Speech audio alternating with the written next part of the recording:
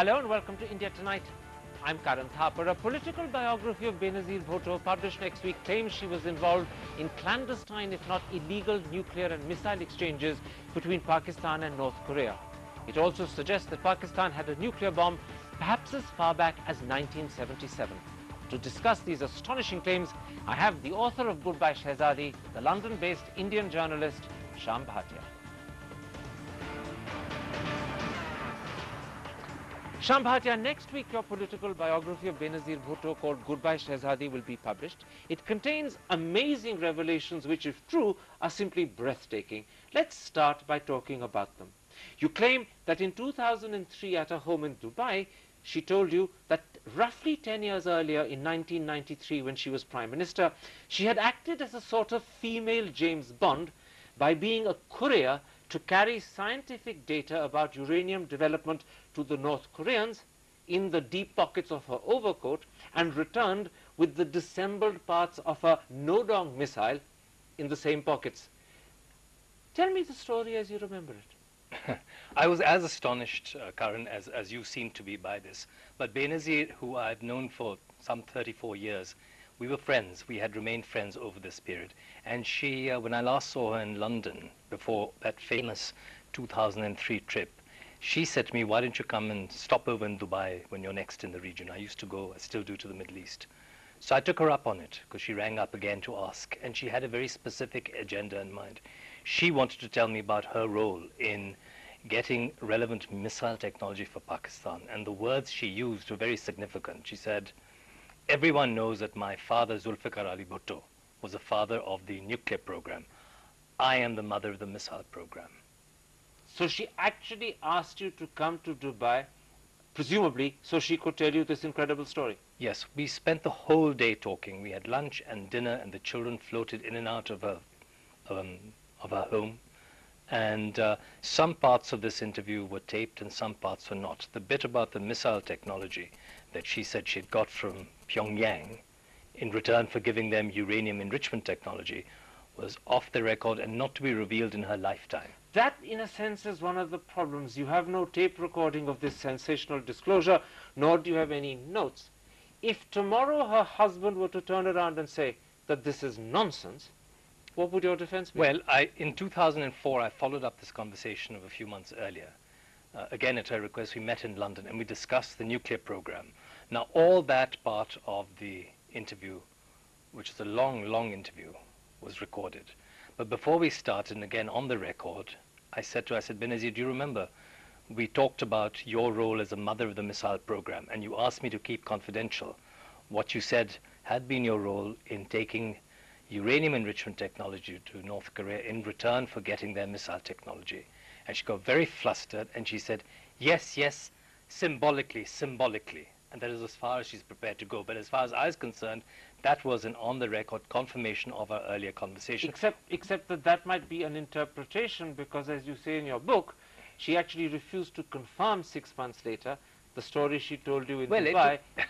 It was pretty explosive stuff, and she wanted it kept absolutely quiet in her lifetime. I have to say, I don't think that that is the most explosive thing in the book. I'll come to the second one in a moment's time. Let's stick to the first. Sure. Because you say that she made you promise not to reveal this story during her lifetime, and then you add, and I quote, why she chose to tell me, I will never know. Didn't you ask her? Well, we moved on to other things. She didn't want to discuss it once she told it to me. And afterwards, I talked to some friends. I speculated about what had happened. And I'd like you to cast your mind back to 2003. You were a friend of hers as well, Karan. In 2003, Benazir Bhutto was down in the dumps. The West didn't want to know her. Her own Pakistani friends and colleagues didn't want to know her. She had become, in political terms, a nobody. Now, she wanted to make people remember that she had actually done something. And she chose me to announce this particular, as you put it, but then why ban you telling the story during her lifetime? Because if she's down in the dumps and she wants to actually establish a reputation and she's telling you this amazing story, then she probably would want you to tell the world as well. Well, politicians like deniability, don't they? I mean, if it's not recorded, you can always deny it. So it's nice to actually float a story and then see maybe if your chosen person chooses to release it, well, you get all the benefit, but you can also say, no, actually, I didn't say it, he'd misquoted So me. you're suggesting that, in fact, even though she told you not to release it, she would have wanted you to release I it? think secretly she would have liked to have. And it would, in her terms, have boosted her credibility, would have boosted her standing. I mean, it's a very big thing. And I think she was incredibly courageous to do it. So you're actually of the feeling today, 5 years after the interview happened, that even though she told you, keep it quiet, don't reveal it in my lifetime, actually she would have perhaps secretly preferred you to tell the story Yes. to the world. It's not uncommon for politicians to do this, as I'm sure you've seen. Did she ever get in touch with you after telling you the story to find out why you weren't revealing it? Because that would follow if she wanted it revealed. No, a lot of very important things happened immediately after that. If you again cast your mind back to early 2004, this is about 2 months after our conversation that she and I had, A.Q. Khan, the notorious Dr. A.Q. Khan, goes on television in Pakistan and says, mea culpa, I'm guilty. Yes, I participated in the export of nuclear weapons technology to North Korea, Libya, and Iran. There's a big scandal, a big hoo-ha. That overtakes everything else. And then Benazir did get in touch with me. She wanted to talk about that too, and that was on the record. But she wanted to talk about that, not this. No, she didn't want to talk. Well, we didn't go back to this. I mean, Tell me something. I suppose in a problem that you're really going to face is this. Her party is today in power in Pakistan. Yeah. Her reputation is something that they cherish. Sure. You've now revealed that she was involved in clandestine, if not outright illegal, nuclear exchanges with North Korea, a country that is considered by Bush as an axis of evil, a country that's in the doghouse internationally. This is not a story that's going to stand Benazir in good stead. But wait a minute. What if her supporters or her husband or her party turned around and say, he has no proof, it's his word against ours, he's probably making it up? Well, they'll have to live with that. But let me just remind you, Pakistani officials, that is to say Dr. A.Q. Khan, has admitted that he did give clandestinely nuclear weapons technology to North Korea. But that is established. That's very different to suggesting that Benazir Bhutto, as Prime Minister, in the overcoat pockets, actually took CDs with secret nuclear information to the Koreans and then brought back a disassembled nuclear missile. Well, I would urge you, or I would urge your readers to read the book before making up their own mind, because this is what she told me, and it was her words, not mine. I went out in Islamabad and found an overcoat with the deepest pockets I could find, and I slipped the CDs containing the data into those pockets and took it with me to Pyongyang. I don't deny that she perhaps said this to you. What I'm saying is, if her party or if her husband turn around and say that you're making it up, perhaps in fact to give her a bad name, because today, in today's environment, what she did would be considered extremely improper, to put it mildly, what would your defense be? Why would it be improper? Maybe improper for the rest of the world. She was a heroine as far as Pakistan is concerned. She was a mother of the Pakistani missile program. Benazir Bhutto, to me and to many Pakistanis, is and always will be a heroine, and that's how I think she should be seen. Okay, the second revelation in your book was one that in fact happened in 2004 in London, when she told you that Pakistan perhaps had a bomb, maybe just one or more, as far back as 1977. Yes, I mean, I was absolutely taken aback. As you know, I've written a number of books on nuclear weapons proliferation, so I was up to date on this subject. I was completely flabbergasted by this because, if you remember, Karan, India tested in 1974. The existing data says there is no way that Pakistan could have caught up by 1979. No way on earth. So when Benazir said that we were ready to test in 77, 78, 79, I was, again, you know, I was flabbergasted. I said, how do you know this? And she said, when her father, Zulfikar Ali Bhutto, was awaiting his death sentence, he said to his daughter and to his wife, if you want to know the exact date when I will be killed, find out when we're going to have the nuclear test, because Zia-ul Haq will use the nuclear test to divert attention from my execution. Now, all of this, in fact, is on tape. It is. And this time around, in addition to being on tape, you weren't asked to hold it back. No, I wasn't. I was very insistent that we tape this, having learnt my lesson from the previous encounter when I was again taken aback. But I was sure, I was absolutely determined this would be on the record. So it's under lock and key with me. Absolutely. So given that it was on the record, you have the tapes with you. I do. And you weren't asked to hold it back. Why didn't you reveal this earlier? Well, you know, at the time there were other things. I was traveling to other places. She wasn't very high up in the profile. I mean, it was interesting to me. But this was dynamite for India. This was dynamite for Pakistan. And to say that you had other things to do suggests that perhaps you didn't realize how important it was. Perhaps at the time. Yeah. You can see that. Yeah. That you actually accidentally sat on something that's dynamite. I did. You know, there were other bits of the, I'll tell you, Karan, there were other bits of that interview which I focused on completely for reasons that I really can't explain. It seems so silly. Other bits that I focused on which I thought were terribly, terribly interesting. For example, when she talked about her father, and I would draw your attention to that bit in the book, where she weeps and talks about her father, tears streaming down her face, saying how the army had denied her father dignity and death.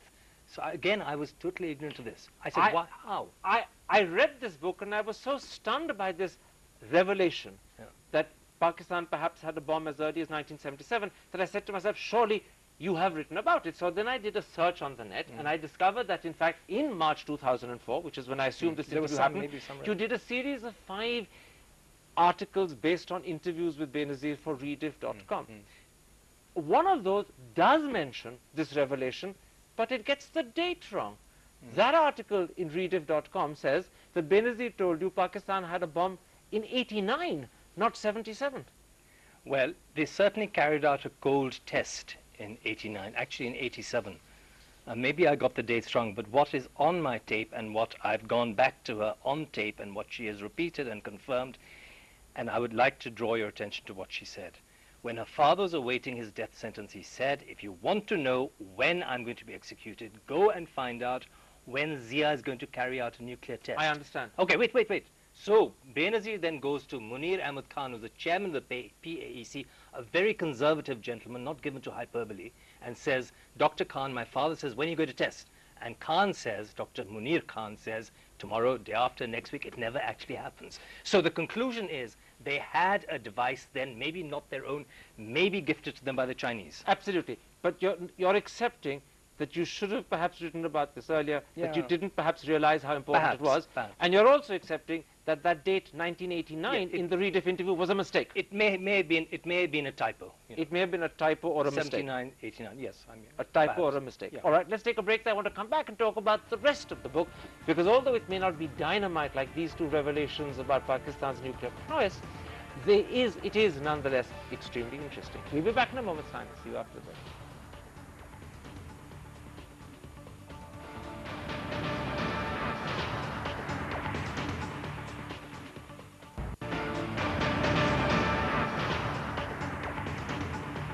Welcome back to India Tonight. I'm talking to the London-based Indian journalist Shyam Bhatia about his political biography of Benazir Bhutto to be published next week called Goodbye Shehzadi. Shyam Bhatia, let's go back to the time you first met Benazir. I'm right in believing that you were both students in Oxford at that time. That's right, yes. Benazir was at a ladies' college called Lady Margaret Hall, and I was at Wadham College, which is a men's college. How did she strike you when you met her? Well, we started off with having a terrible, terrible fight. I mean, I'd gone to actually see her because I was going to do some freelance work for the BBC, and I did an interview with her at that point. She then contacted me to say she wanted my help and support in getting an honorary degree for her father, and then, in those days, the Prime Minister or President of Pakistan, Zulfikar Ali Bhutto. And I said, no way, you're not going to get my support. And she said, why? And I said, because he was involved in the Bangladesh war. He was so greedy for political power, he wasn't prepared to cede power to Sheikh Mujib and the Awami League, and a lot of innocent people died. She was furious. We had the mother and father of all fights outside my college, shouting match, screaming, the whole thing. We didn't speak to each other for 6 months. And then out of the blue, Karan, out of the blue, I get an invitation. Benazir Bhutto and Peter Galbraith are co-hosting a party. This is for running for the union. Would I come? And I thought, should I go? Should I not go? I thought I'll go. I arrived there and she said, so, are you talking to me? And I said, Aap Shehzadi, main Mazdoor. And she laughed and we became friends again and we stayed friends forever. You write in your book, and I'm going to quote, she was madly in love with 2 extremely handsome Pakistani students, although marital inquiries made on her behalf were formally rebuffed in both cases. How do you know that? Because those students told me about them, and I really think that's the kind of very, very personal thing which I've deliberately kept the details out of from the book, because I think that's something very personal, and I really don't think that in her memory I want to go into all that. But the point is that if you don't want to go into it, why did you put it in your book? Because it's there in your book. Because I wanted to demonstrate how very attractive she was. She's a very beautiful woman, and she was very much in demand. The rejection of that marital inquiry made on her behalf by her relatives, if I may say so.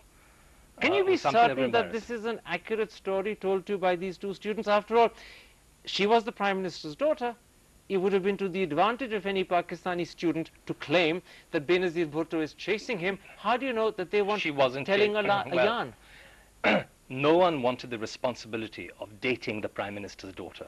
It was too much hassle, and I think that I thought many people would have sought that with pleasure. Well, certain people might have, but these two particular people that I'm thinking of did not want to get involved. But you're in all sure that. this is an accurate story? Yes, I'm pretty sure. You also say about her wedding, this is on page 30 of the book, you write, on the eve of her wedding, she had all her body hair plucked. What's your source for that? Someone who was with her. You know, I was in and out of Pakistan a lot. I must have visited Pakistan 50 or 60 times. And I was there shortly before her wedding and shortly after. And let's say someone in her immediate entourage, when I inquired about how it had gone, etc., told me some of these details. Someone who was credible and really knowledgeable? Yes. Oh, yes. But do you seriously mean plucked? That sounds like self-inflicted torture. It's common practice for young brides in that part of the world, or indeed maybe in this part of the world, to go through that process. But she wasn't a common traditional bride. Well, she was and she wasn't. Isn't that right? I mean, she consented to an arranged marriage. And why you wouldn't expect that of an Oxford graduate? But it's quite different to agree to have your body hair plucked on the eve of your marriage. You know, who's to say?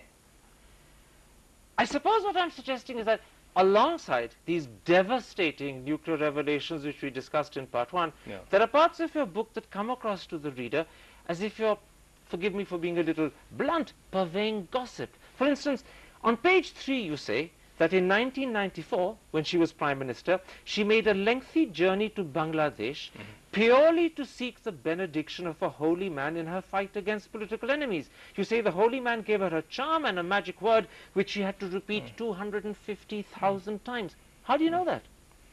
Because I was told again by one of her confidants, and may I just point out, this was not the first time that she went to seek the benediction of a holy man. When she much later came to India, she went all the way to Ajmer Sharif, to seek similar benedictions from the deity over there. Forgive me, when she went to Ajmer Sharif, she did it in fact 3 years ago. She went there to lay a chadar. She went there with CII, who were her hosts on the occasion. They provided the transport. It wasn't secret or clandestine. No. It certainly wasn't to seek a charm and a magic word that she had to repeat 250,000 times. I think if you ask of her immediate friends and her close relatives, I think you'll find that they will support that particular assertion.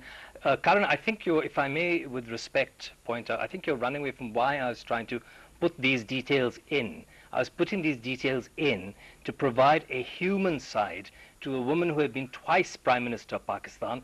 Prime Ministers and presidents can be very forbidding figures. This was a very human, very delightful, very, very nice human being. And I wanted to provide the human side so people can somehow relate to it and not just see her as someone sitting behind a desk who's involved in these I'm sure. rows. I'm not questioning your intentions or motivation at all. What I'm suggesting is that given that this is so speculative and questionable and most people will think of it as gossip, why not provide either the names of the students who were allegedly in love with her, or the source who told you she had her body hair plucked, or the person who told you that she made this trip to Bangladesh? Why not give that, because it adds credibility? Well, Karan, that's my judgment as a writer and my privilege, and I've chosen to exercise it in that particular way. But don't you think the reader of the book then questions whether it's true and accurate, and is that not damaging that such doubts should arise?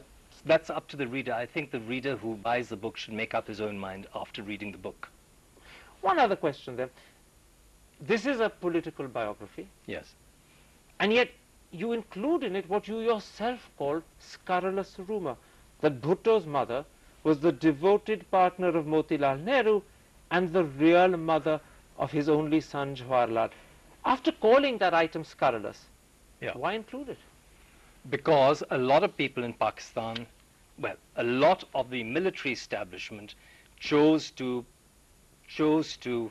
spread this particular rumor in a bid to undermine the Bhutto dynasty's claim to be in power.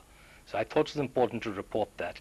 And may I say once again that the military regime is a regime that chose to try and destroy Zulfikar Ali Bhutto's image as well. If you look elsewhere in the book, you will see what Benazir told me about what happened to her father, which, by the way, is very different from what her brother Mir told me.